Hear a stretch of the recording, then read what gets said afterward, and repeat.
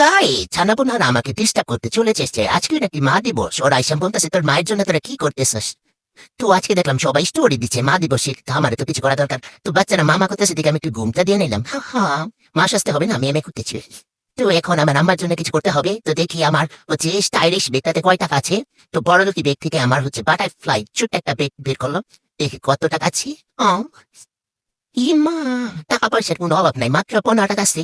সব ব্যাপার না, আমার আম্মা অল্পতে খুশি হয়ে যাবে। তো আম্মা একটা মানে বেড়ামানটা জুতা কিনা দিস আর বৃষ্টির মধ্যে এগুলো পাই দিয়ে দেখি যে মুরগিগুলো আমার দিকে তাকাইছে। তো মুরগিরাও ওকে মা দিবসে শুভেচ্ছা দিল।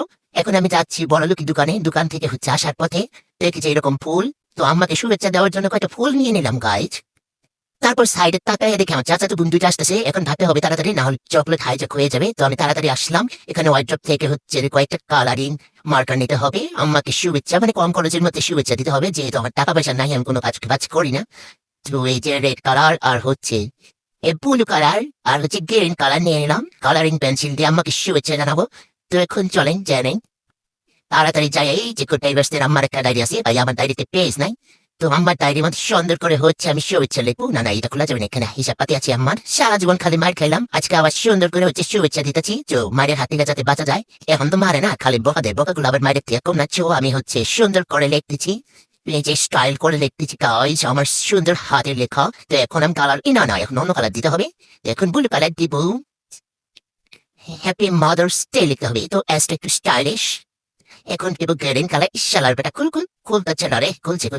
যাই হোক, এখন ডে লিখবো।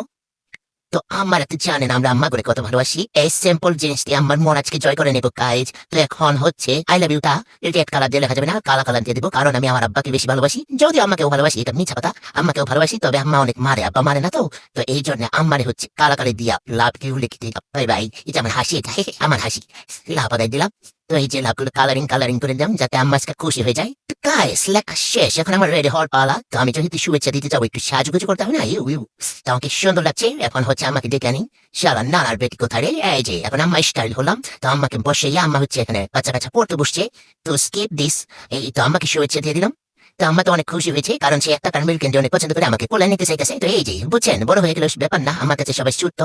তো এই যে আম্মা অনেক খুশি হয়েছে মিল্ক ক্যান্ডি পাইয়া রে, 1 টাকার মিল্ক ক্যান্ডি পাইয়া বেটি যে খুশি।